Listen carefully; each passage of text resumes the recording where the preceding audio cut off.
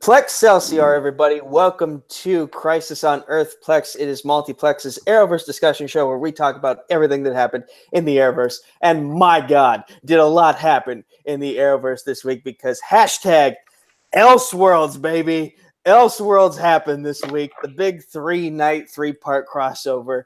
And here to talk about it with us. By the way, I am the Cosmic Knight here, Nico Regoli. I am one of your hosts for the evening. And as always, I am joined by the Arrowverse champion, Zadius Z-Man Smith. How are you tonight, my brother? Doing good, sir. What's going on, good people? I can't wait to get into Elseworlds, man. Man, it was great. And also joining us, you remember him from a few episodes back, and he is back to discuss Elseworlds with us. Richard Schwartz, how are you today, sir? I am doing fantastic. I was very happy you guys invited me to be on here because crossover week is always one of my favorite, probably the favorite thing I like to do in the Arrowverse every year. I look forward to it, and we'll talk more about it later. And finally joining us, he is skipping late night with Take 3 tonight to be here. He is the host of Rankum, Malcolm the Crusher Goldie. How are you today, sir?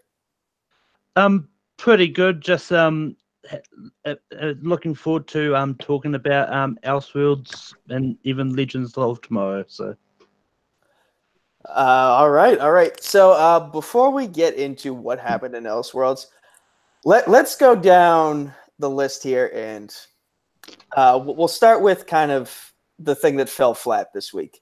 And as much as I hate to say it, it was Black Lightning. It was their mid-season finale, and unfortunately, being on the tail end of the crossover just was not great for them, especially considering this episode was kind of just a little bit of a soft repeat of what happened in the week prior.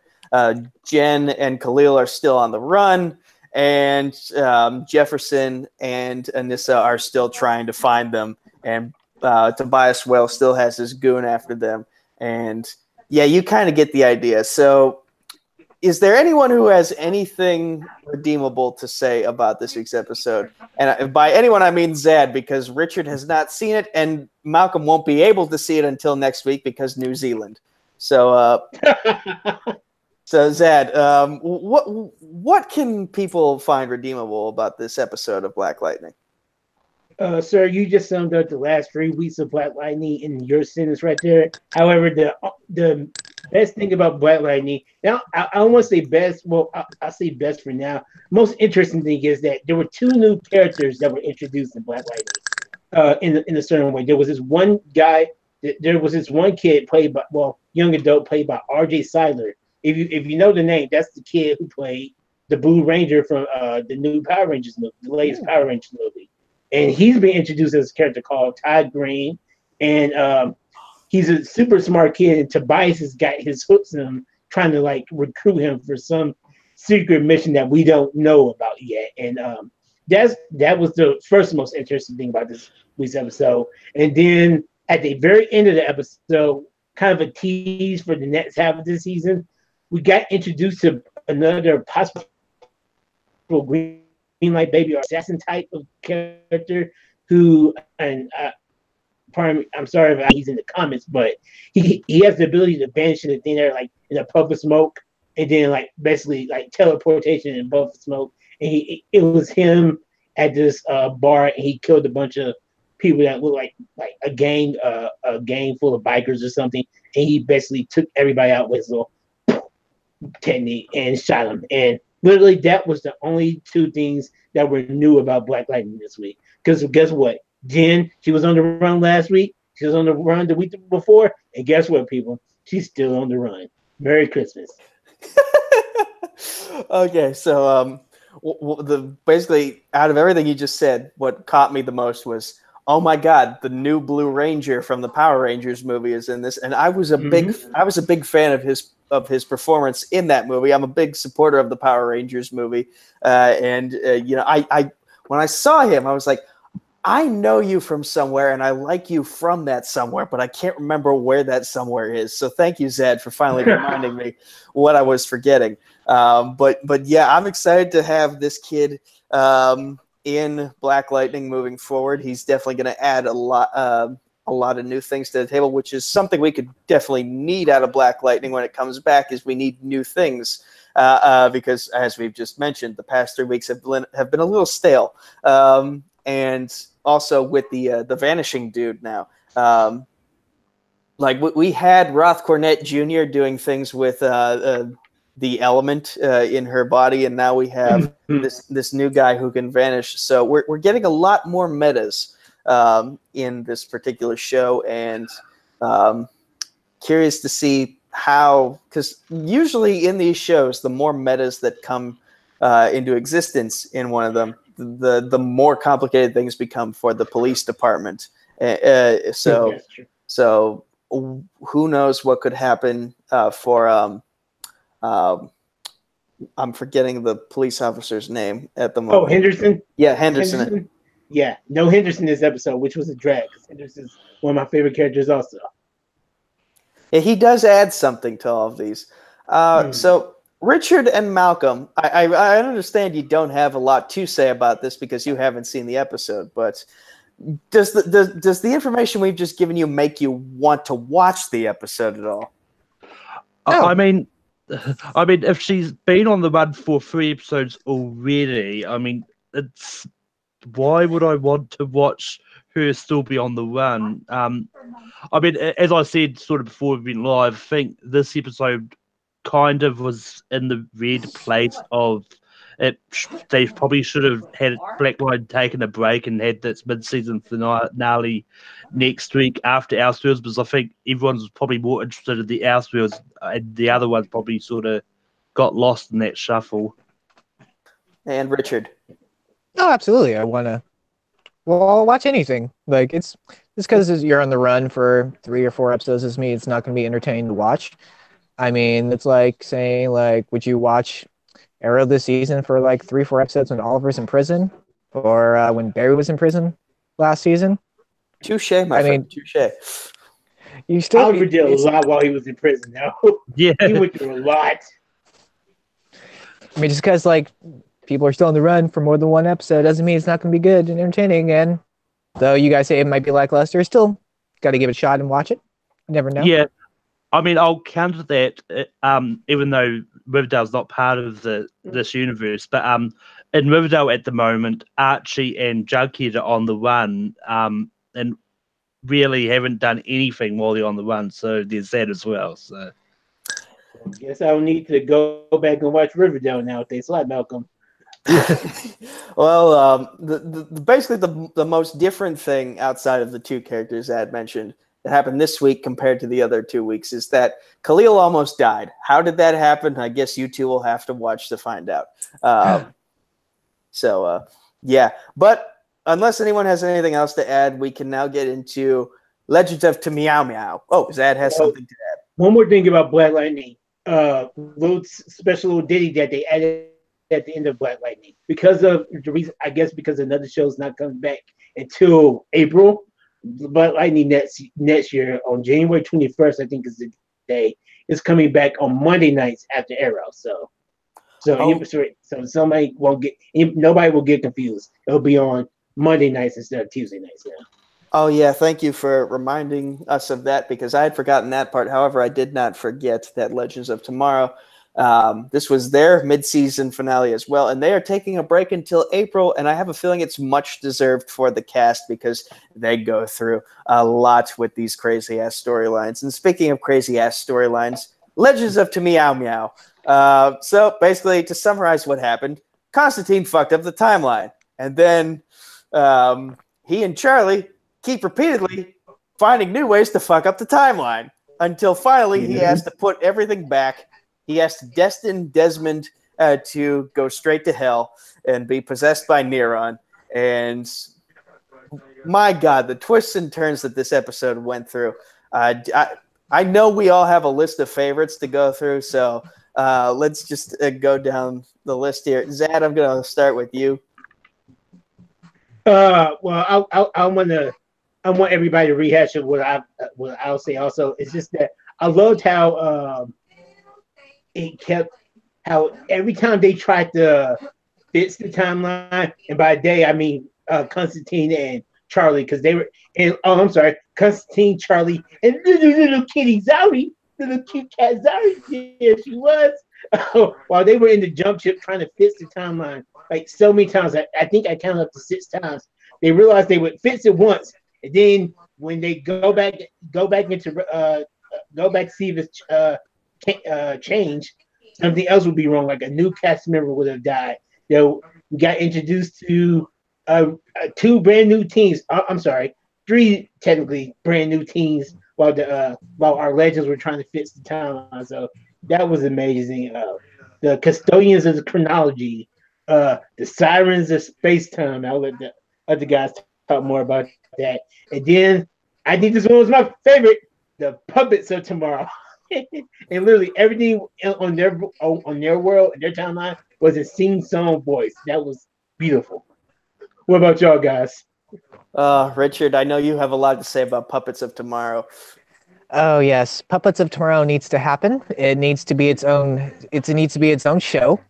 I'm telling you, one of my favorite moments, Zari as a cat, was spectacular. It makes it even better when you're just imagining Zari, the actress portraying the cat, makes it even better. And the fact that the cat was on the key, like the thing was the computer at that one time, which was hysterical. just the interactions between Constantine and the cat was probably one of my favorite moments besides Puppets of Tomorrow. Would say like the other one, Sirens, was fun. The not the Sirens. The was it the Sirens of Space? Was it that what they called? With Ava. Yeah, the Charlie Angels. That was pretty funny. Yes, yeah. Custodians of Chronology, I think, was my least favorite out of the 3. Yeah, I'd have to. But so far this has been my favorite episode of the season of Legends of Tomorrow. And I'll let Malcolm. I agree with that. I'll let Malcolm continue on what he liked. Yeah, I mean, this Legends of Heroes was basically them going, let's do a Treehouse of Horror style episode, because the whole title sequence and everything is like, it's pretty much the Treehouse of Horror done in the Arrowverse. I mean, it was just incredible. I mean, I now believe that Constantine is actually Barry Allen in disguise because they never learn about messing with the timeline. So, but I mean, Zari as a cat is probably one of my favorite episodes of this because when they were in the time bureau and that Zari was out of cat forms, like, and she was arguing about don't do it, don't mess with the timeline. I was like, you're a cat. You're back to a cat now. Like, until you learn to behave, you're not. It's like it was just entertaining. It was like, I mean, my only gripe with this one is, what was Mona's point in this? She did. I mean, well, yes, she kind of helped out, but she was kind of just there because why not? She didn't really do much. Yeah, I feel like her character right now is kind of useless right now. I thought like originally she was coming on to be Gary's love interest, but I guess that never happened. Right. Yeah, I don't know what happened because, like, you know, when time first changes, she helps out the resistance against the custodians of chronology, and then that timeline gets erased, and she's nowhere to be found until like the time gets put back together. And where she went when time gets put back together? Bleeding out in a parking lot because she got cut open in the week prior. Right? by, so yeah, not a good time to be Mona. And we won't know what happened to her for about 4 months. But to get to some of my favorite things, I'm kind of with Richard in that I felt awkward watching the Custodians of Chronology because I was like, yeah, this is weird. This is weird. Why are they? What's with the macho act where they're just blowing shit to high heaven, and then that gets erased, and then we get the Sirens of Spacetime. I like the Charlie Angels bit. Granted, in this time period, I mean, for us watching, and not like the time period in which the original Charlie's Angels was a thing. It's a little more awkward. But like women constantly being in like sensual mode and taking orders from a dude in a suit behind a desk. But you know, They played with it very well. They played with the concept very well, and also it was nice to see the human behind Gideon's voice getting some airtime. Oh yes! Oh my God! Yes. I'm sorry. Continue. She was beautiful. That's all I need to say. Go ahead.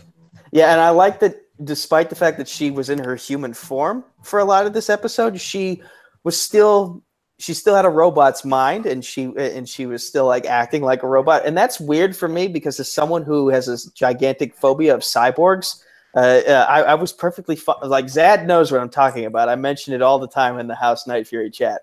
But I was very okay with this. I was very okay with Gideon being able to be a human but still have like machine powers, and that was cool. And then I hope they do that in the future. Like just make her like an actual person on the show.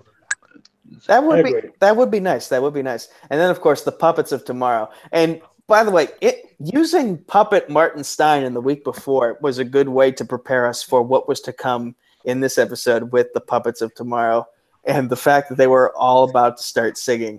And Constantine was just like, no, I don't want this. No.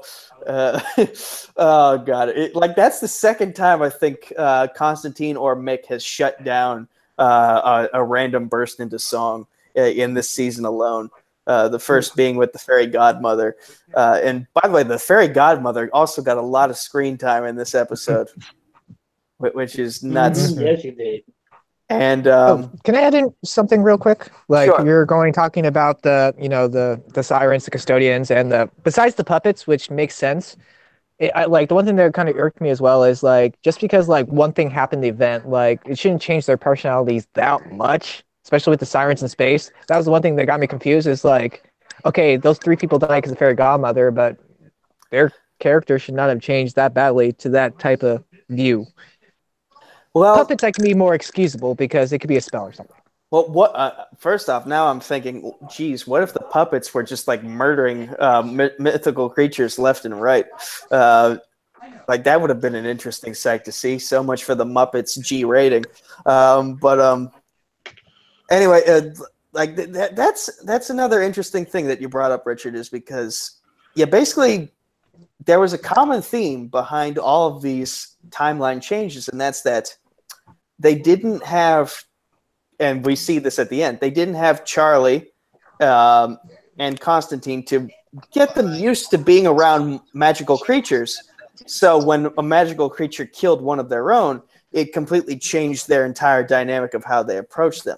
And we see this, didn't matter who died, didn't matter what timeline, it was always the same circumstance in that it's take no prisoners because we don't have this experience dealing with a magical creature or a magical creature expert on our ship. And that all changed. Like when the team met Charlie, pretty much. Yeah. Yeah, I was so happy when she finally figured that out in this episode. Like, the team is killing magical creatures because they're not used to good magical creatures because they never met you, Charlie. And also because, in this particular, in each of the timelines that were changed, Constantine also wasn't part of the team as well. So he couldn't lend his expertise, and that resulted in people dying, and that resulted in the approach that they took. So, yeah. Did anyone find it weird that both Constantine and Charlie were able to understand what Zarya was saying? Yes, thank you. It's like everybody has turned into Dr. Dolittle this season because earlier in the season it was it? Oh yeah, Nate was able to speak to Kitty. I mean, not to Kitty, but to little Piggy Ray when he was a kid. So I'm like. So does everybody know how to talk to animals now, or what? Wait, you know what? I just thought of something.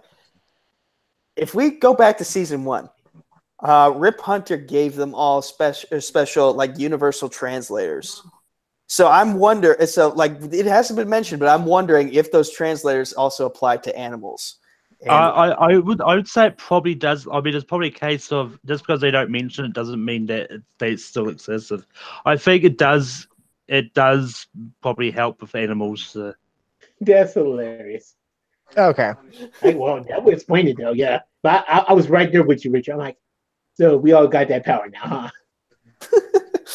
Okay, so we've gone through everything that kind of happened in the episode. By the way, Desmond / Neron is now serving as Papa Biff's caddy, apparently. So that's interesting. But we now have 4 months before we get to the next episode of Legends of Tomorrow. And Constantine has basically spilled the beans to Sarah as what's been going on with him. And so now there's more understanding between everyone in the team, even with Ava and Rory, because that also got resolved in this episode at the end when time was put back to normal. So what do we think is going to happen once we get back to this show in April-ish? Well, the thing I find interesting is because we all know that Legends of Tomorrow has shorter episodes. So, they're usually 16 episodes per season. What I find it interesting is now they're waiting 4 months for the new season to actually happen. So I'm wondering towards the end of the season if there's going to be something like maybe another crossover event or something that's going to mention the other shows is why it's starting a lot later than it usually does. That's an interesting thought. And, the CW shows, they always try to keep things timely with the day of the year in which they're airing. So and we're going to talk about this in Elseworlds, is that they mention what day it was and wasn't in one of the parts of Elseworlds. But they're going to be acknowledging that it's April ish by the time Legends of Tomorrow comes back, or they won't because it's a time travel show. So maybe I should stop talking now. But yeah. So will there be a time jump, or can there be a time jump in a time travel show? I don't think they'll do a time jump. They'll probably, because each episode is pretty much sort of standalone. It's you could probably watch. I don't know, but I don't know. I don't think there'll be a time jump per se. I think they'll just continue on with the plot thread they got going. But one thing that we didn't actually mention from this episode is the blatant, not so blatant reference to the crossover. Very much so. You've missed kills from Barry Allen, Cara Zor-El, and Oliver Queens. And Zad has brought this up in numerous discussions we've had for Legends of Tomorrow.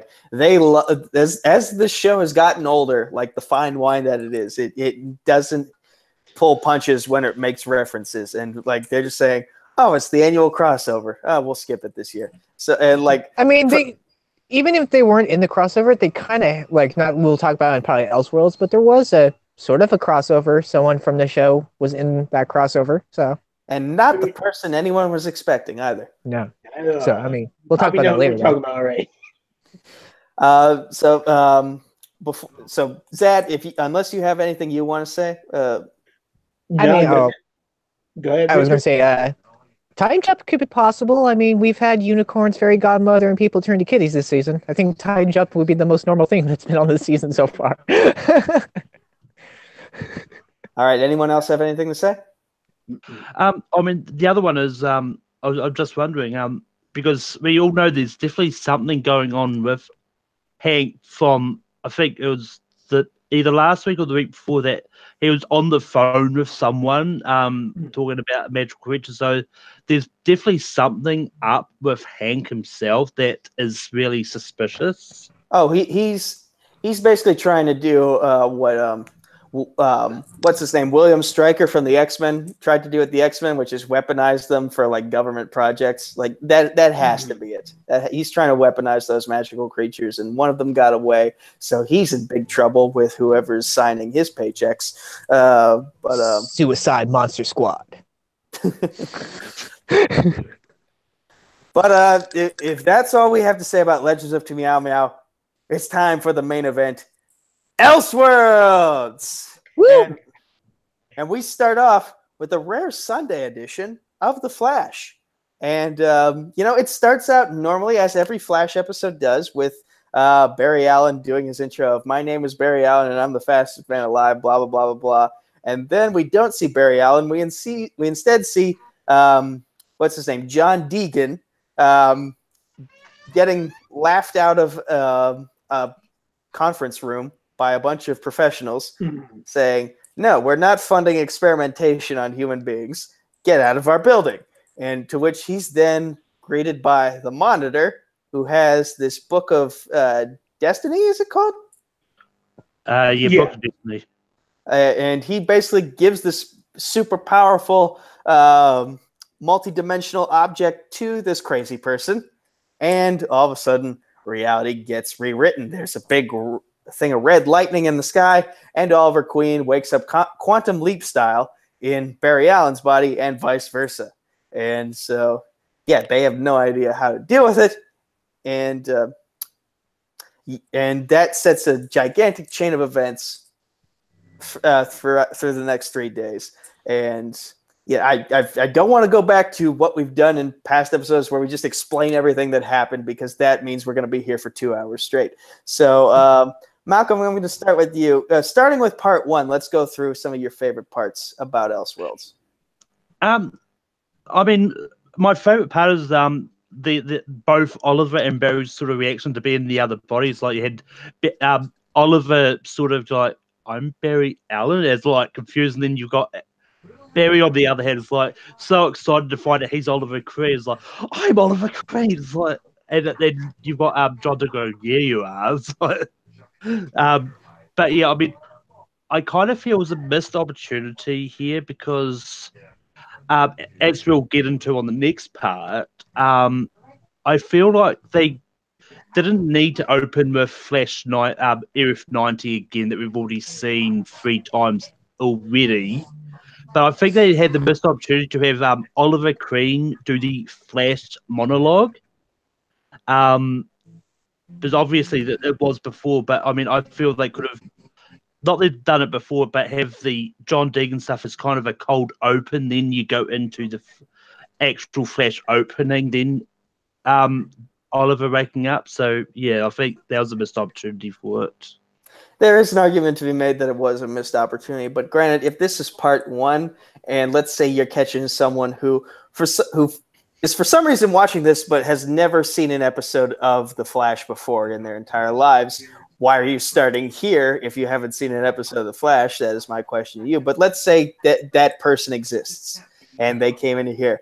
If they hear Stephen Amell doing the Barry Allen intro, they're gonna be like, "What has happened here? This is not what it said on Wikipedia in the cast list."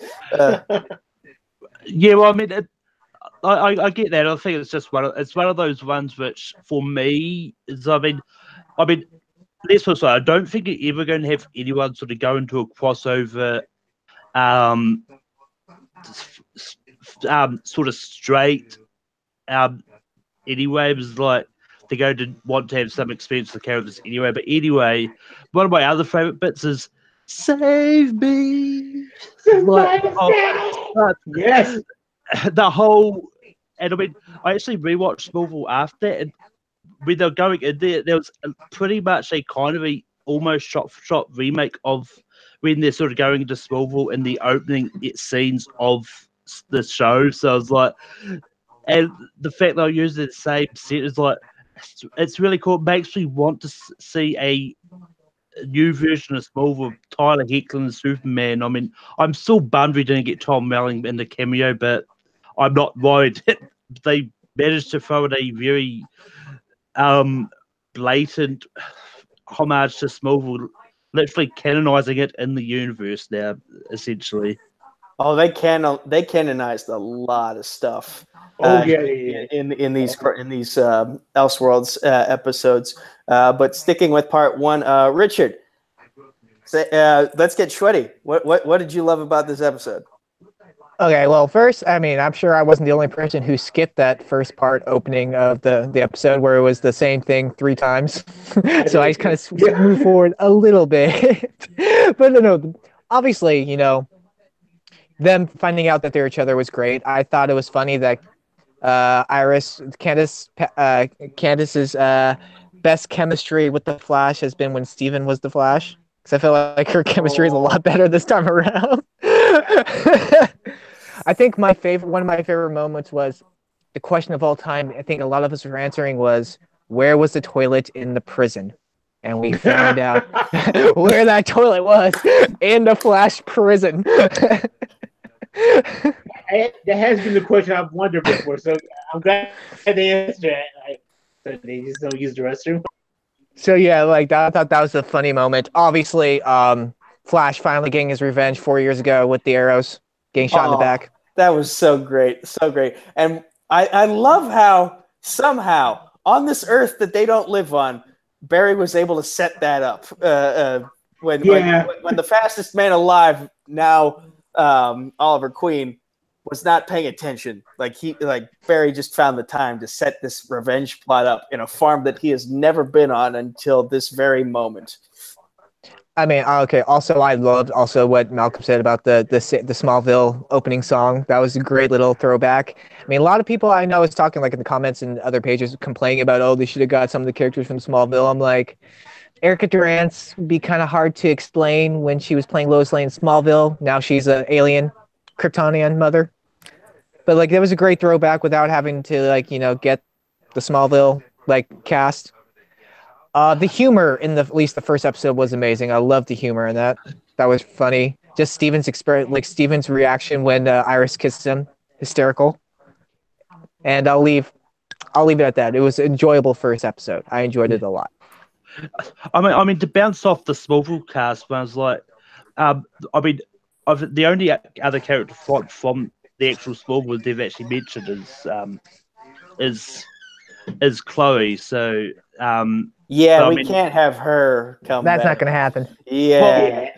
Well, not only that, but I mean, they didn't really sort of go out away from the barn, so there really wasn't any opportunity to see any of those characters anyway, because they just stayed at the barn for most of it. So it's not like they went shopping to go to the coffee shop in Smallville or something. So I mean, they've also had the actress who played Supergirl on Smallville and Supergirl, so. Yeah, that's like the only character I remember. Zadius. Beat it. I won't beat it anymore to the ground. As I said, when those things came, I literally let out a high. I was picture this. I'm at home with my cousin, and we're watching the crossover. And Barry and Oliver say, "Okay, we gotta go put this special time." They're gonna go to the kid farm. Okay, I'm already expecting that. And then when they literally start playing Somebody Save Me by Remy Zero, and when like Malcolm said, it's almost a shot for shot remake. The only thing missing was the meteor from the Smallville opening. I literally like literally. I killed my neighbors, and even though my scream for the next night would probably be louder, but I love that part of that. I love that moment of the episode. So let's say, not just with the next three, even though Tom Welling is still my favorite Clark Kent, I'm really Tyler Hoechlin. I think that is really growing on me as Superman. He might be one of my Superman also, because I feel like he has something I've missed from dull ass Cavill from the Worlds of DC. Yeah, like I have no charisma from Henry Cavill. But I got more charisma from Tyler Hoechlin in these 3 episodes than I did from Man of Steel, Batman v Superman, or Justice League. So he's definitely growing on me as Superman. Also, it was cool to see something we haven't talked about yet. See kind of some references from season 2 of Arrow being brought back onto this episode, because if you remember from season 2 of Arrow, when Oliver was on the island, there was a protector. There was a Dr. Anthony Ivo. He was one of the main villains of the flashback. And on Earth, back on Earth 1, they had the crisis at Ivo Labs, and they finally brought the correct version of Amazo onto the story, because we got a little tease of him in season 2 of Arrow. We just Amazo, but we actually got Amazo who literally absorbed everybody's power almost, which really damn cool scene to see. I feel like a lot of people were taking dibs at Oliver on this episode. Oliver, when Iris and Barry Ollie was actually talking, and she was like, "I heard what you said when you were about to shoot a Mazo. Please come back to me and don't be more like Oliver Queen." Like, yeah, everybody's just taking shots at Oliver Queen like that. But yeah, I love this episode. I mean, I could probably keep on going, but it was just a great episode. Oh, can I add one thing? I feel so bad for Barry. Oliver woke up in Iris's bed. Barry woke up getting punched in the face or getting knocked out. That's true. All right, my turn. Oh! If you have one more thing, Richard. No, I'm done. Okay. I'm good. Well, one more question, and it's not really a question, more as it's a statement to people who might be watching this. I asked before because I usually take notes when I'm watching the show. I'm like, wait, where is Nora at during this episode? However, I think I've read after the episodes aired that they were really more focused on the three of these shows more than they were like other characters from necessarily like characters that have been introduced throughout this season of The Flash or something. So we got a small mention of Cicada in this episode, but not they didn't harp on Cicada because I mean literally more bigger themes were at play. Yeah, I mean while they were focused on that, it would have been good to have Noah sort of in a scene, sort of just to establish that she's still around. Well, here's my thinking. Here's my thinking, and that's that. She had just found out that her apparent time traveling pen pal murdered her grandmother. So that calls for a long ass conversation whether you can arrive back at the time you just left or not. So I was gonna say I also think because like Oliver is now Barry. I mean, wouldn't it be a different person? Wouldn't they have to get a different person since for character wise, Nora's the daughter of Grant Gustin's Barry and Iris, not necessarily Stephen and Mel and Iris. Who knows really? Well, I mean, I was kind of hoping they would have future William be like replace Nora, but that wouldn't work either. But I thought it'd been funny. That would have been cool. That would have been very cool to see, I think. Okay, so now we can get into my favorite stuff, and for one, the introduction of Lois Lane, and I love how spunky this portrayal of her was. Like, she is in love with the most powerful person currently on Earth, and yet she still has the guts of someone who can go to war with God. I love that confidence within her, and like that she is in a relationship with this powerful figure and his family, and yet she is still holding her own here. So I really like that. Again, I also enjoyed Barry shooting Oliver in the back with 2 arrows. That was funny. That was funny. Also, Oliver having to learn to make fun of himself and laugh at himself. Like it started off with Kara basically making fun of his dark voice, like I'm Oliver Queen and a green mask. I was about to quote what Pete Holmes and his Bad Man spoof from Funny or Die, and Amazo. It was cool to see him pop up because I was like, oh my god, Amazo's in this. I did not think we were going this route, but then again, it's Elseworlds, so all bets are off. Everything is on the table at this point, and. Yeah, and we just you guys covered so much already, but yeah, episode 1 was part 1 of Elseworlds was a great start to, and of course the Smallville song. I also got a little giddy when I heard that. I'm like, oh my god, they did it! They put the song in. But yeah, I completely fangirled out at that moment, and yes, I know what I was saying. I fangirled out. I ain't fanboy out. I fangirled out when I heard that. So. No shame at all. Oh, and like also the line when Oliver first after he got his speed, he's like, Barry, what did you do? That was just like I was thinking that too. It's like, man, Barry fucked up the timeline again. Hashtag blame Barry. I think it happened on every single part of the crossover. Is like someone said, Barry, what did you do this time? And I was also kind of hoping, since Grant was now the Green Arrow, we can have like a quick Arrow musical, since I was never gonna. Steven said like in past interviews it was never gonna have an Arrow musical. Like, I think the only time I've heard Stephen Amell sing was in behind the scenes of the Earth X crossover when Melissa Benoist fell asleep on the operating table for like part 4 of the crossover. Like, if you haven't seen that, go look it up on YouTube. Stephen Amell waking Melissa up after she fell asleep.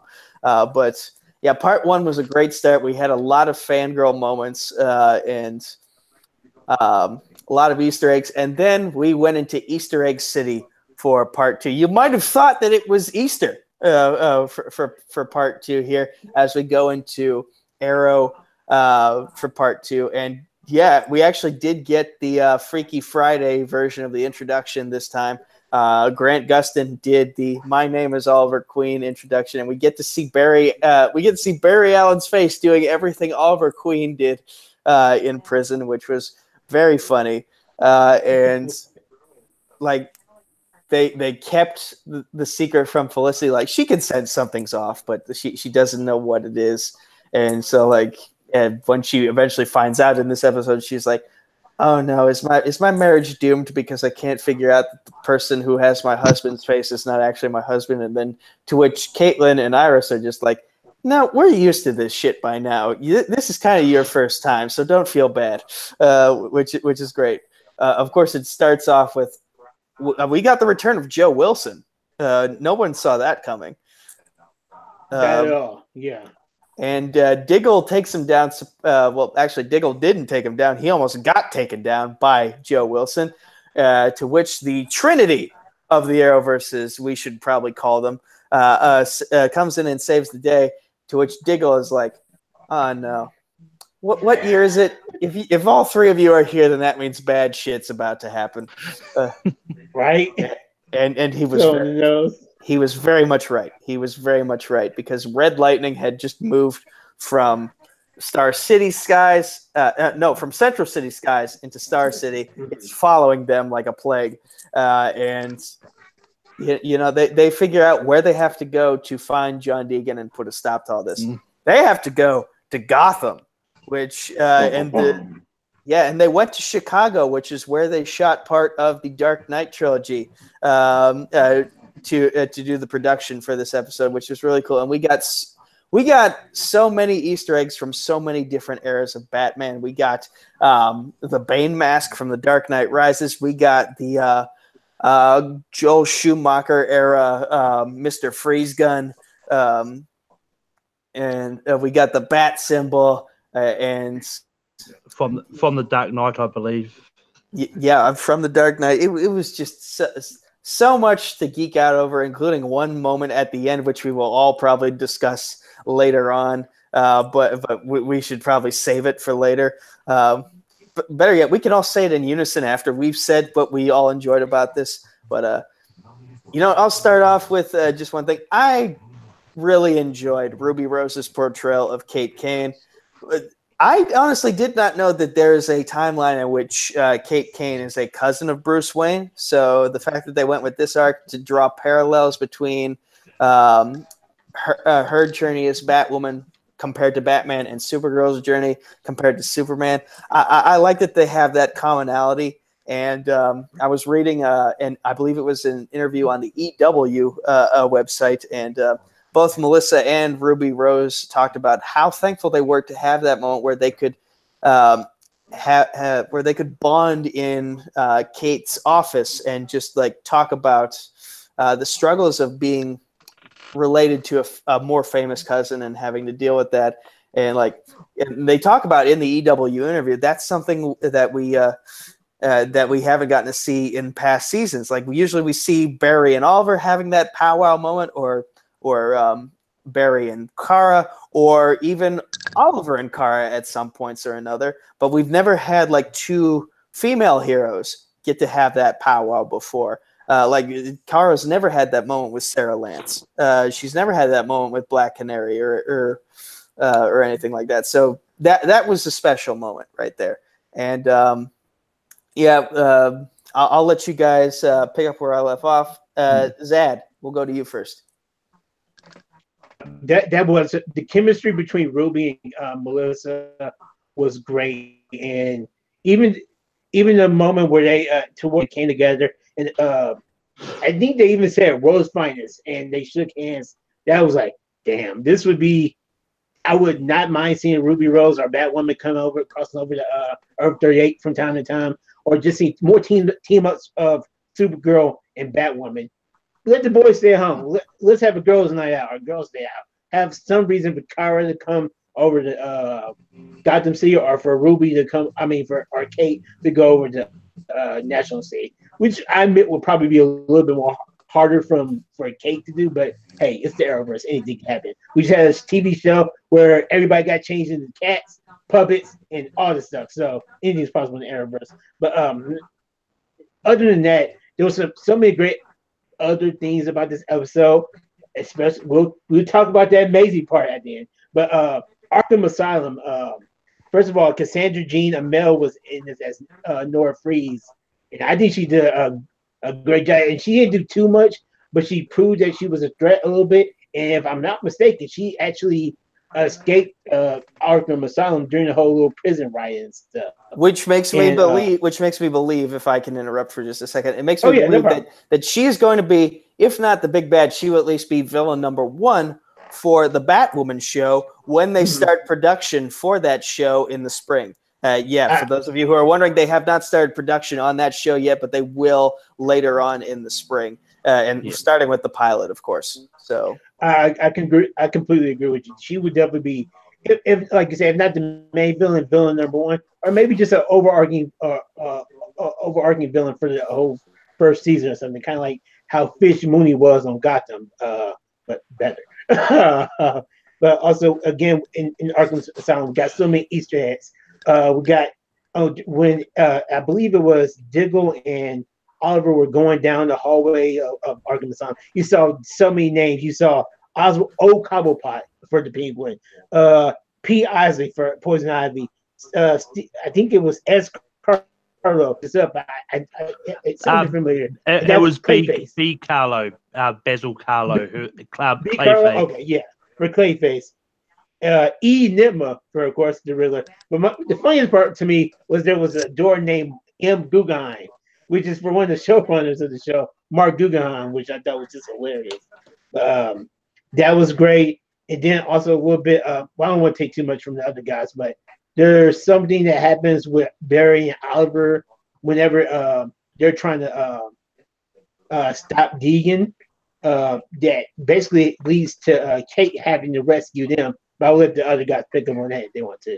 Yeah, and I kind of want to talk about that particular moment too. But Richard, we'll go to you next. What were some of your favorite parts about part two? Well, one of my favorite parts is where Oliver stole something. He's like, "You stole it?" It's like, "No, the Flash did." Like the little jab. Since you're going to talk about saying like someone returned to the Arrowverse, which I was very happy, which you're going to probably go through. You're talking about that little scene, what happened between the two. I was very happy to see that individual actor return to the show, or at least for those episodes. It was a good episode. I enjoyed Ruby Rose's Kate Kane as well. Her Batwoman, I thought it was okay. However, I'm not gonna do Trending On because I feel like for Ruby Rose, half an episode's not enough to compare her. Same thing how I was with Grant Gustin first appearing on the Arrow. I'm gonna wait till her show comes out, give her that season, because you can't judge someone off a half an episode. I really was impressed with her Kate Kane performance. Like I said, Batwoman, give her some time just to get a handle on it, and I'm sure she'll get the handle of Batwoman as well. This was enough to keep the audience wanting more from her. I'm totally looking forward to seeing her show. I did also love the interaction between her and Kara. Thought that was great chemistry right there. And I like the fact that John Barrowman came back for these episodes. So. Yeah, Barrowman keeps finding his way back from the dead into these episodes. He must have the best schedule around if he can keep doing this. Oh, absolutely. And I'm gonna leave it off there so to give you guys also things to talk about. Malcolm, we'll go to you next. Yeah, I mean, I also enjoyed Ruby Rose's Kate Kane. I mean, I don't think there ever was a version in the comics of which she was cousin. I think they just changed it for the Arrowverse purposes, so they could have that connection with Kara.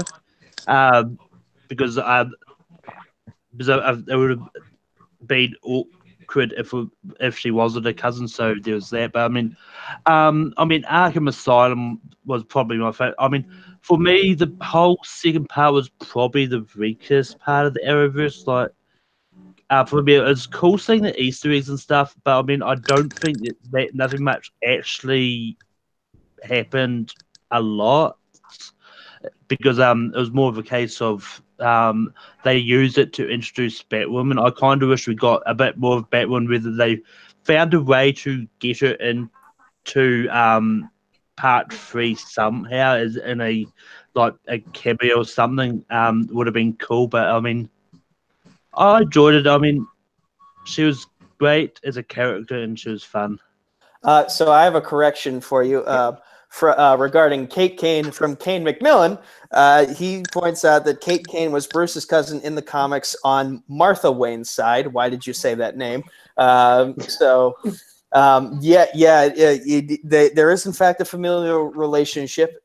Sometimes it hasn't always been portrayed. Like, for example, in one of the recent Justice League animated movies, Kate Kane is more so a friend from school of Dick Grayson. So the portrayal has usually depended on who was writing the story and for what universe. But in this universe, they're keeping it comics accurate, or at least accurate to a comic. So she is a cousin of Bruce Wayne's. So let's get to the two things that we want to discuss here. First, Scarecrow toxin. Yes, exactly. Oliver and Barry get exposed to it, and somehow they are able to keep up with each other in a fight when they think they are fighting each other's main bad guys. Barry in Oliver's body is fighting Malcolm Merlyn, and Oliver in Barry's body is fighting Eobard Thawne. And yet somehow but they are really fighting each other, and somehow they are able to keep pace with one another. The fastest man alive is getting blocked by a typical archer. So that is just weird. And then they both get stopped by Batwoman at the end. But just I enjoyed that scene, but I also have some issues with it in that if you're the fastest man alive, even if you're on drugs, you should not nobody should be able to keep up with you if they also don't have the speed force. So that was a little wonky to me. Not only that is they're still Oliver and Barry, even though they switch roles, but they shouldn't. I mean, even though it's for plot purposes, you would still have Oliver should be facing Malcolm and Barry should be facing Reverse Flash. Even though I don't understand why they did it because they're now the Green Arrow and Flash, but personality wise, it's supposed to be their mind, and they still had their same mind. I think they did it that way because even though, it's their mind that is swapped, but from what everyone else is seeing, they're still seeing them. But I mean, I think if they did it that way, so they could have the moment in which they talk about understanding sort of what the other has been through in life. So, I totally get why they did it. I mean, yeah, I totally get it. I'm just saying, still wouldn't work. It doesn't work like that. Yeah, kind of their little come to Jesus moment towards the end of the episode where Oliver finally realized he thought Barry's world was all happy go lucky and stuff, but when he was fighting the Reverse Flash as Barry, of course Don was taking digs at him about killing his mom and stuff like that. It finally clicked to Oliver that maybe everything in Barry's life isn't just sunshine and rainbows and stuff like that. I mean, the one thing that bothered me is why did they not find a way to get Matt Letcher as Reverse Flash and then instead of using Tom Kavanagh? Because the same gripe I had with as much as I like Tom, but I mean Matt is kind of the reverse Flash now. I don't know. It's confusing to me. Yeah, now. yeah. Like ever since Earth X, like they've been going back to Tom Cavanagh's version of Eobard Thawne as opposed to the other guy.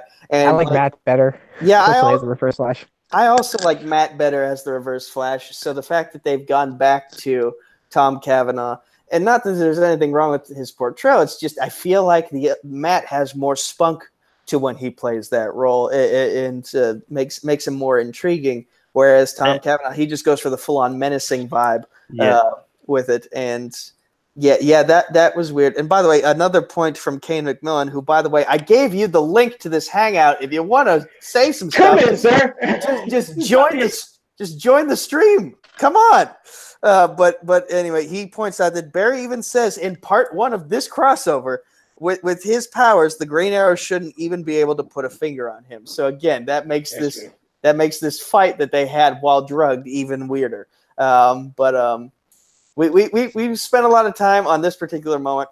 So before we get to that, one last thing I also want to mention, it's kind of funny and ironic to watch Killer Frost get blasted with a cold gun. Yeah, and it was funny how that affected her in this episode, but when her father was like changing the room to absolute zero below and stuff, none of that really affected her. That was my little nitpick. Like, if I personally, I would think she would have just ate that cold blast, like just taking it in. But okay. Well, I mean, it might not necessarily the cold blast that hit her. It was just like the force of it might have just dropped her back. Yeah, but then she just left. She kind of yeah. Listen, I'm just nitpicking. I've heard in interviews in which people have talked to people who work on these shows that they have a continuity person who works on these shows, but it feels like. And they have an excuse because they technically rewrote reality for this crossover. But still, like even in the shows where they focus on continuity, even they can sometimes fall victim to the typical comic book illness of going against the things that you originally wrote. So it can happen. What I wanted, like, real quick, even though it's like kind of like not the point of it, what do you think would be better, the Book of Destiny or the Spear of Destiny? Both. Which one's better? Which is mightier, the pen or the sword? It's kind of like a version of that discussion. But and one more thing before we get to the one thing that we're all going to geek out over, Psycho Pirate. He was in there for just a smidge, and he's obviously going to be a big player in the future. But I think in this episode, it might be safe to say that he was kind of. He didn't get much to do, or rather, he was there for as much as he needed to be. And finally, Kane McMillan has arrived. Hey! We were just talking about Psycho Pirate. Oh, how he's completely underutilized, but he's going to be hype as hell next year. Yeah. I honestly didn't know who he was. I was trying to figure it out. At first, I looked at him and was like, oh, they added Vega from Street Fighter. Cool. Well, I mean, they announced his casting before that, so I thought he would have had a little bit more to do. But I mean, it doesn't bother me that he didn't have a lot to do either, because they probably didn't need him to do so much in this crossover. Who I had an issue, who was completely underutilized, was John Wesley's ship. Oh yeah, we haven't got into that yet, but yeah. Okay, so yeah, let me set this up. Perfect segue, though. Yeah. Yeah, we're finally going to get into the big geek out moment. Can I say one Batwoman thing first, though? Oh yeah. Her theme is fantastic. I agree. Absolutely. I agree. I will honestly need to hear it again because I was focusing so much on the action that I wasn't paying attention to the music. So that's my bad. But yeah, I will check that out again, and hopefully I will agree with you when I hear it for the second time. Yeah, I read somewhere that for her theme they used a bit of some beats from the Danny Elfman Batman theme in it. I don't know how accurate that is, but that's what I've heard. So. It's a lot of drums. It kind of reminds me of the BVS theme, because they use the Batman theme in BVS uses a lot of percussion, while this one uses a lot of percussion as well. So, I also was kind of bummed that they didn't mention, like, or at least explain still, how did Oliver get a kryptonite arrow? This could have been the perfect chance to explain where he got the kryptonite arrow. Well, he had one less crossover too. Yeah, I know, but there's no explanations where he got that kryptonite arrow. Because he's essentially Batman in the Arrowverse. You know, now that Yeah. we're bringing the focus back to Batman, or Batman lore. So I was watching Jason Inman and Ashley Robinson's review of Part 2, and they mention, or rather, Jason mentions that Bruce Wayne disappeared at the same year that Ra's al Ghul was killed. So, and also in the comments, they kind of say you're wrong because the same year that he disappeared is the same year that Damien Dark died. It would be a year before. Yeah, because 3 years would be season 4 of Arrow. 4 years would be Ra's al Ghul. Okay. So we still don't know why Bruce Wayne left then. But I mean, it still works because he could have left after his death. You know, like maybe went back to the League of Assassins or something, or went to the League of Assassins or something Damien like that. Dark. I'm not Damien Dark. Damien Wayne. Wayne. Damien Dark turned Bruce Damien Wayne Wayne. into Bebo. Into people. Okay. Now we had the segue and then we got off track for a second. So now getting back to the segue. 90s Flash, played by John Wesley Shipp, comes into the picture. Hello, John. You're not wearing your ring. Ah! Oh my God, John Diggle is John Stewart on Earth 90. How Clearly, he crazy is meant that? wedding ring. Duh. Lila's not gonna happen about that. I mean, he could have made the band ring from Lord of the Rings. Or he could have meant the Flash ring, you know? He could be the Wally West of Earth 90. You're trying to steal my joy, guys. I don't appreciate that. But yeah, I like Zad and I. We had the exact same reaction when we both saw this. I was like, ah! My jaw was on the floor. I was so damn happy. And then he apparently murdered his neighbors again with noise. And it was even later this time because I was watching it at like 11 o'clock that night. So poor guys next door. I mean, if you also compare it to David Ramsey, the actor who plays Diggle, he's from Detroit. You know what? Who else is from Detroit?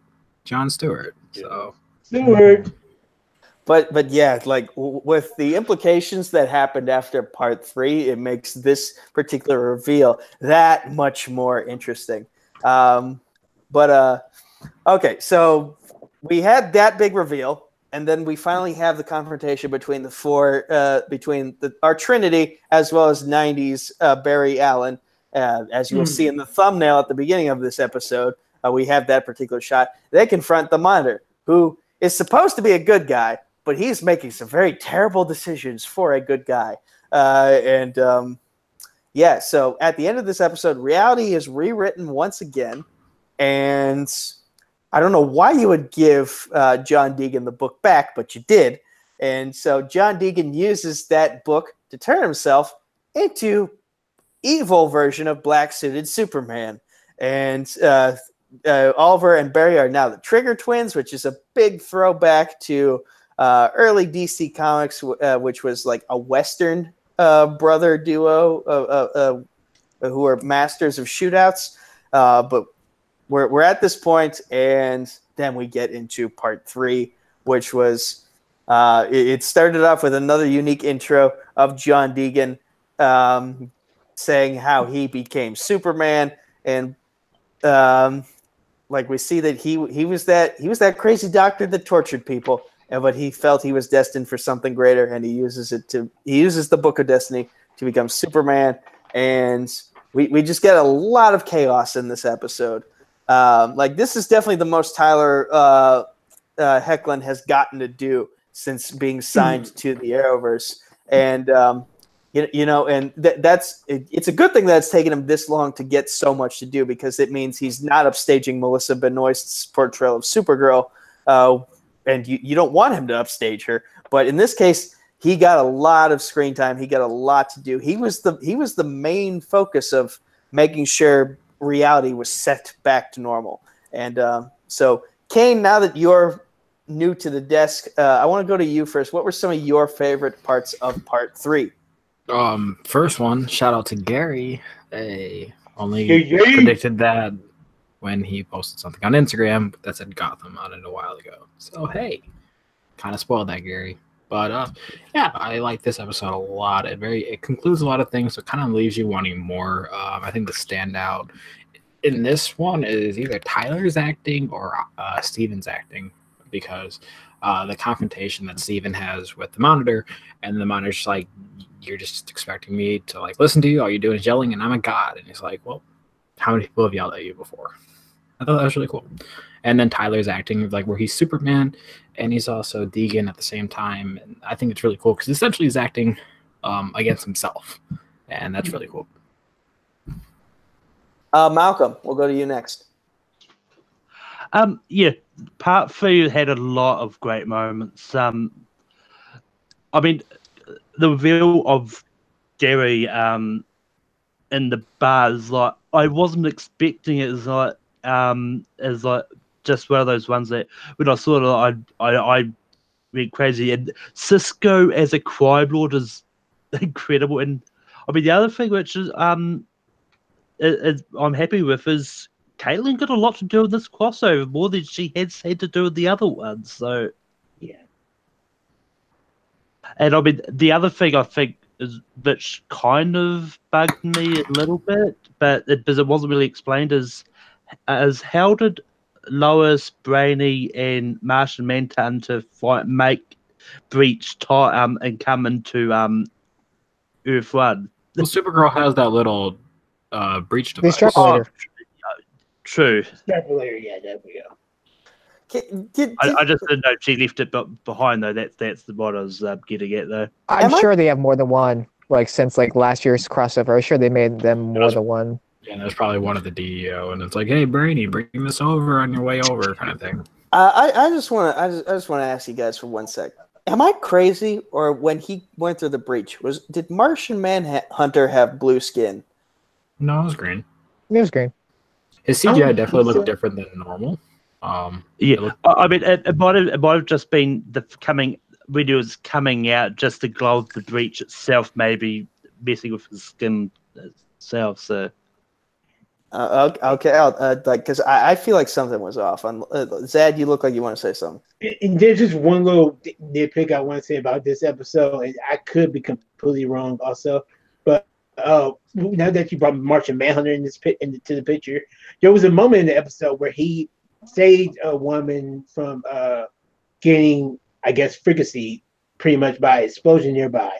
But if I'm not mistaken, I could. Oh, yeah, I remember that, and that bugged me too. I think Martian Manhunter's greatest weakness is fire. Like, so, yeah, what the hell? Unless it's another thing of reality being rewritten, they're like, oh, fire doesn't affect Martians here. But here's the thing, like that wouldn't be rewritten because it's only it didn't affect Earth 38. Yeah. So I think that is just we fucked up. Yeah, again, a tiny little nitpick, but it was something I know. It's like, I don't think he would have done that. He would have got the people out instead of being shielded them from the blast. Yeah. So that would have hurt a lot. Especially because his costume is his skin. So. Yeah. Yeah, that is true. true. Tape off a burning cape. Yeah. Yeah, it's not like a loose thing of skin where you can just like, you can't molt if you're a Martian. So I'm trying to make a joke and it's falling flat. So Richard, have you said anything you liked about part 3 yet? No, I have not. Like obviously, like there were a lot of funny moments. Like I'm gonna say, like I'm gonna go what I kind of like. The one thing I wanted to go back from the last episode real quick though is like the one thing that was kind of bugged me was the inconsistency of how many Earths there actually are. Because we went from infinite Earths to 53. Now there's at least 90. This is the thing that's always been confusing me because like. Malcolm, you want to say something? Didn't Harrison Wells say there were 53 known Earths? Oh, yeah. I thought it was. Yeah. I just heard there was just 53 Earths. I believe it's known Earths. No Earths? Yeah. Okay. Well, because that was the thing that was just kind of bugged me. But like things I liked about episode 3. I mean, I love the relationship between the Earth 1 Alex Danvers. I was wondering if there was any Earth 1 people from the Supergirl show, and now we know there's at least Alex Danvers in Earth 1. I like, obviously the car Alex and Jimmy Olsen. Yeah, Superman's worst friend. Yeah. I mean, what else did I like? I mean, there's a bunch I liked. I liked Barry's reaction to when they're trying to when they shot down the little structure so they could get away. He's like, "Oh, I'm thinking I'm gonna be sick." And honestly, Oliver's confrontation with the Monitor, I thought that was a really good scene as well. Yeah, Oliver just went. He went ham on the Monitor. He was like, "What kind of god are you? Like, you are going to kill the best of us here, the two best of us." Because, like, if I'm correct, Barry and Kara in the comics during the Crisis on Infinite Earths event, they sacrificed themselves, and we don't see them again for a long time. So, and this gone for like what, 22 years, something like that. Barry's gone for a while, and 25 years, I think. Well, thing on the newspaper that you've been using on the Flash is like 25 years. Oh no, I'm talking in the comics. Like in the comics, yeah. Then Wally takes over. Yeah, so this was technically an Easter egg that, like they teased them dying in this particular moment, trying to save the world, and then Oliver, he steps in and saves them. To which Kane has brought up a thought to me in private of like, so Oliver is probably going to die when we get to something that we'll say in a moment. Did anyone have a problem with Brainy being able to defeat a Mazo so easily? No. Towards the end of this episode? Not really. I mean, really. Brady's from the future, so Amazo should be like a punching bag for him. Yeah. Okay, because I know I was talking to other people. They were like, a lot of people have a problem with it. I didn't see a problem with it. Yeah, That was just my... Yeah, it was fine. It was fine. I do also agree that Killer Frost, she got a lot to do. Danielle Panabaker as a whole got a lot to do in this crossover, and also this season as a whole. She has been like I said it last week with Zad. Like Barry may be the A story, but she has been the A- story. Not It was one of the questions. Sorry, I know I'm jumping back because I do have a question for you guys in episode 1. When Amazo copied the powers, what the hell did he get from Arrow? I don't think he got anything. Okay. Yeah. He got failing the city. He got failing the city. I was hoping like during the fight, like Amazo would have a flashback to when he was starting to get built. That would have been kind of funny. Like that's one thing about Arrow was just the flashbacks. I mean, it was probably a case of he scanned him anyway, but then realized there was nothing to take. So. Okay. Sorry, I mean, that was just my quick question. So, let you guys talk about the rest.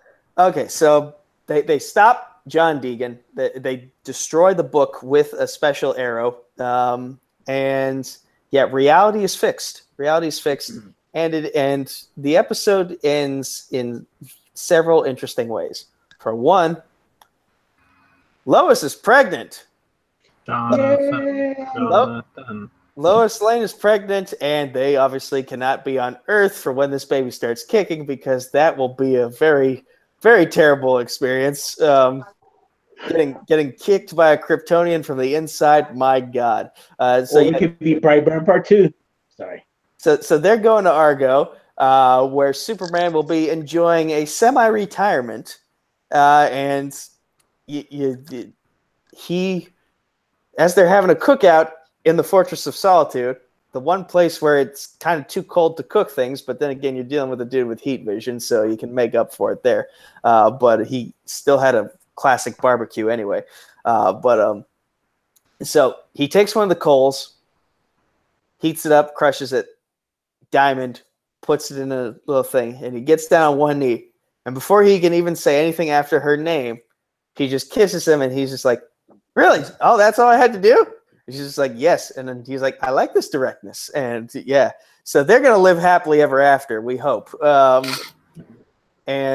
that's basically how things on Earth 38 have ended for this mid-season.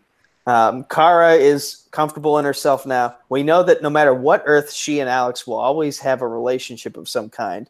And Superman and Lois Lane, they're going off to have a baby together in space. So they're good on that front. Oliver and Barry, they finish off the episode in a bar. They're just having a toast to each other. And So Oliver gets pulled away, and he has a phone call from Batwoman, from Kate Kane. And so she is informing him of like, oh, guess who Deegan got roomied with in prison? And it's Psycho Pirate, who is a big player in... Here comes the big reveal.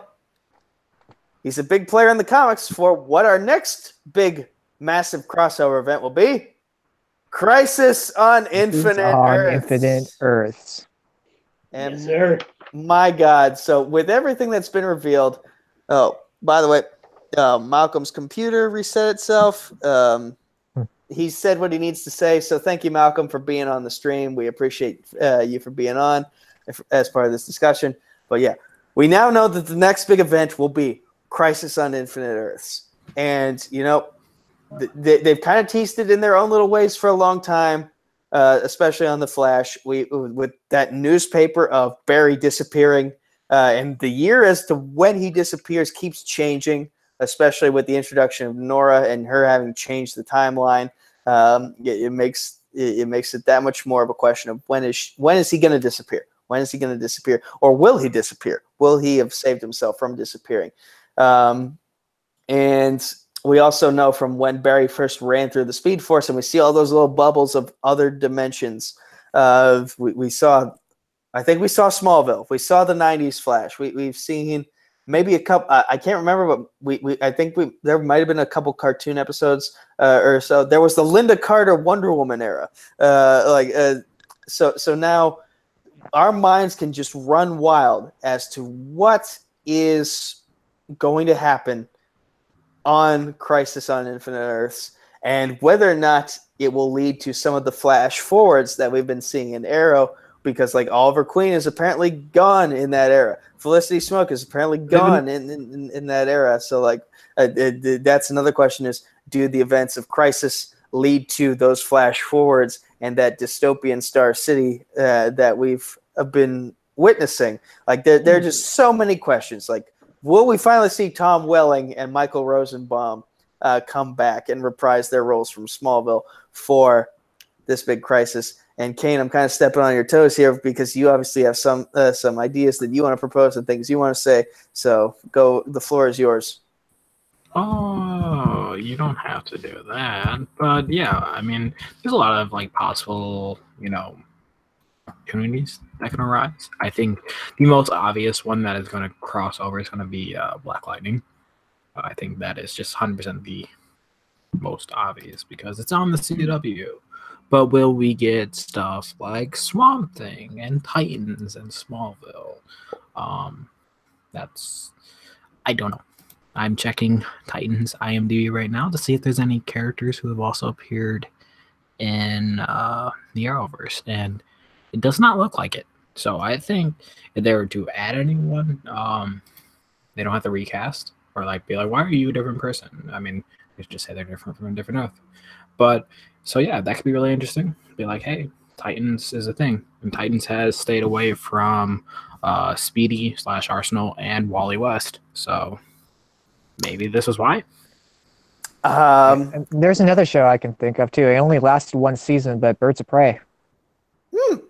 That's interesting.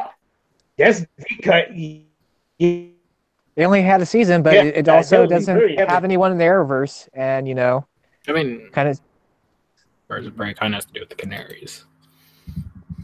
Well, I mean, other Earths though, like it was. Yeah. Zadius, what do you think is going to happen with Crisis on Infinite Earths? There's so many places they could pull from. You guys have mentioned it. Titans. I would love to see some crossover from Smallville, even if we see Justin Hartley come in, throw us the Green Arrow from Smallville. Even though I know he's probably getting those "This Is Us" chants or whatever, but still, come back, Justin. I need to see David Ramsey as Jon Stewart 100%. 100%. You tease me. No, you got to fulfill it now. But that's one of the most important parts of it. But I think the most important thing that needs to happen in the and I love Arrow. It was still my favorite show. but we all know that Oliver Queen had made some kind of deal with the Monitor to basically spare Kara and Barry's life, and percent believe I would be fine with if Oliver Queen, and this was the end of Oliver Queen that season, and it's again somebody mentioned earlier this week. I mean, with Oliver Queen being the vigilante of the Arrowverse, we kind of being introduced in Arrowverse now with Batwoman, and I mean Oliver's doing such a great ending out, explaining the Arrowverse in too many different. It's a good sweep for it to know that he Garvin basically for him to somehow sacrifice. Zadius, your Wi-Fi just did a fantastic. Zadius, your Wi-Fi is doing a fantastic Chance Ellison impression. Oh, so it's not just me. I couldn't really. Yeah. You've been cutting in and out for the past few seconds. So yeah. Here's my thing: like, if they do kill off Oliver, is what's going to happen to Arrow? Because like, if it is going to be one more season, like, will it just be a half a season? That's why that would not. They should do a mini-series and then because it would not be good if it's like season 8 only being half a series would be kind of messed up. Are they going to use like we don't know what's going to happen in the future of this season? Are they like going to continue on with Arrow's half sister? If so, like, hopefully she can get with her character. And if you save Oliver at the end, it kind of lessens Crisis on Infinite Earth, in my opinion, because you lose the stakes. It's like, oh, everyone's all happily ever after. Yeah, someone definitely has to die, and I think the consensus is Oliver is probably he made some kind of deal with the Monitor, so it feels like the consequences. I mean, also at the same time, is it just way too obvious that we're assuming Oliver's going to die? Like, well, I feel even like the that's stuff like that he was saving, like he even said, like you got to spend time with the people that you love because you don't know how much time you'll have with them. As in, he knows that his time is limited. I mean, there's a lot of people theories that Oliver chose to speed up Flash's disappearance, where instead of Flash disappears 2024, he could disappear in 2019. Should be 5 years. But that makes no sense because that's contradicting everything that he wanted to do. And I don't even think Oliver really knows that Barry is supposed to disappear at some point. Yes, he does. I don't think he knows. The crossover of the Dominators, he was in the room when he was looking at the timeline. In the time vault.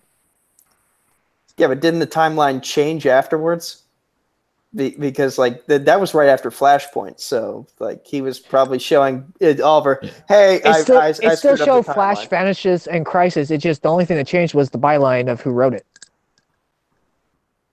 Okay, fair enough. He definitely has not seen the what Nora showed Barry. Yeah, how Flash still hasn't returned. But okay, I'll just throw a wild prediction out there, and then we'll call this show a night. I think somehow either the folks from Supernatural or the 100 are going to somehow find their way into Crisis on Infinite Earths. I don't know how, but I feel like they have that kind of pull at the CW that they can make something happen. Well, I mean, CW has another comic book property with Riverdale. Think they have a shot? Is Riverdale associated with DC in any way? Archie Comics. Archie and DC have done crossovers in the past, comic-wise. I want to see some Constantine characters. From the Constantine show. Going back to Kane, do you really think Jughead will play a factor in saving all of reality? No. I'm just saying that I think that has a better chance of doing it than Supernatural. Even though Supernatural's done a crossover with Scooby-Doo, so Bebo will save the day. Bebo will be the hero of Infinite Earths. Oh, good Lord. If we get like the Anti-Monitor versus a giant Bebo comprised of all of the heroes from all of reality, my God, our universe should just end at that point because there's no way it can get better. But I think this is a good place to call it a night. We are not going to see the return of Supergirl, Flash, Arrow, or Black Lightning until sometime, I believe, in late January. and we will not see Legends come back until at least April. So a lot of things are going to be happening as we venture on into the aftermath period of Elseworlds. And my God, do we have a lot to look forward to. But we'll start down the line here. Kane McMillan, you came in late notice, but we're happy to have you. Please be on more often instead of just blowing up my phone. Instead of just blowing up my phone as I'm trying to host a show. Besides being locked in a basement for all of time, where can the good people find you? You can find me in Ryan's basement. It's located at somewhere. I'm not allowed to leave the basement, so I don't know where. And I'll upload Jim Green. My headphones are plugged in. My laptop's plugged in, and Elseworlds was really cool. Richard Schwartz, this was your second time on the panel, and again, we're very happy to have had you. Where can the good people find you? They can find me on Facebook under Richard Schwartz. You can find me on YouTube under External Void, where I do mobile gamings. You can find me and here at Multiplex sometime. Excited, and thank you so much for having me. The Arrowverse champion, Zadius E-Man Smith, where can the good people of the internet find you? Find me on Facebook, Twitter, or Instagram at FZEUS Smith, or more specifically on Twitter, you can find me at _ZADD. Yes, I brought visual art this time. Or it is on Instagram. So if you want to see some movie reviews or TV reviews, look on the Stardust app at Retribution Z, and make sure whenever you contact me, platforms, make sure it includes the hashtag Bring Vivo Back. It's so important. Fuck Terra Nova. And fuck Terra Nova. So much. And also fuck Cody Newberry. You can find me on Facebook, Twitter, and YouTube at Nico Suave Regoli. That's NicoSuaveRegoli. You can find me over on Film Nerd TV, helping out with Combat Zone Wrestling Trivia, as well as co-hosting the Week of Wrestling podcast with Hunter the Hitman Chambliss, as well as on Dedicated to Art. Occasionally, I'm one of the three persons on the panel for their Star Wars Resistance recap show called Viva la Resistance. I can't talk today. And you might see me on a couple Schmodown reactions there as well. And, of course, here at Multiplex Entertainment, that's the name of the Facebook group and the YouTube channel. The Twitter is at MultiplexYT. The Instagram is Multiplex Entertainment Network. The TeePublic is just Multiplex. Buy our awesome shirts. And the schedule for Multiplex is Monday is Movie Warzone. Tuesday is TV Throwdown, both singles and fandom. Sports Battlefield is on Wednesday. Thursday is the Co-Hoskers, hosted by Caleb Coho and Jake Marangoni. And, of course, Crisis on Earthplex, hosted by yours truly and Zadius E-Man Smith. Quick programming note for next week. I don't know whether we're going to have an episode or not, but if we do, I will not be on. I will be out taking care of some personal stuff. But if there is an episode next week, I'm assuming there might be some Titans discussion. If not, we'll be on break for that week. So Friday is Fandom Fight. We just had Championship Week recently. Saturday is Nerdgasm. Cody Newberry and Brooklyn Vale are bringing it back. God help us all. And Sunday we wrap it all up in a nice little bow with Around the League with Nico. That's my discussion show where we recap everything. And, of course, the John Regoli Memorial Triviathon, 4th January 21st to January 27th. We're raising money through a bunch of trivia matches throughout the community for the Four Diamonds Pediatric Cancer Research Fund in partnership with Penn State THON and in honor of my father who passed away from cancer early this past year. So those are my plugs. Kane looks super tired. I hope I didn't say anything I wasn't supposed to say. Oh, by the way, The Last Stand. The Last Stand. Yes. Multiplex presents The Last Stand. We have the Manager Bowl. It's me versus Cody Newberry versus Brooklyn Vale versus Michael Campbell versus an unnamed fifth person. And we have 4 people named so far for the Multiplex Gauntlet match. Winner gets a title shot. I'm one of those 4 people. Eli McKeag is another one of those 4 people. And Sandy, the Sandman Robinson. And who was the other person? I am forgetting. Sean Sandberg. Yes. We also have the TV Throwdown Championship. Jim Green will be defending it against the winner of a 3-way that will be comprised of Zaddy Seaman Smith and either Jeremy Hastings Subrath Sharma, Sandy Robinson, or Malcolm Goldie Lay. So whoever wins that will face Jim Green later on. Paul Oyama will be defending his movie Warzone Championship against either Eli McCaig or Jake Marangoni. The winner of that match will be revealed very soon. And finally, the Multiplex Championship. All the champions going at it. Paul Oyama, Lucas Schilbach, Zaddy Smith, the Arrowverse champion, and maybe Jim Green if he's still the champion, and also Robert the Hobbit Parker. So it's going to be a fun night for sure. But yeah. Third place, yay. Zaddy, you will win that match, I promise you. I'll come in this. I can do it. That was Richard Schwartz. That's my partner in crime, Zaddy Smith. I'm me. Thank you all so much. Again, programming will be spotty for the coming weeks until the official Arrowverse returns to television. But until then, we'll do our best to keep up some content so you guys can continue enjoying what we have to put out. But until then, don't fail this city. We'll see you next time.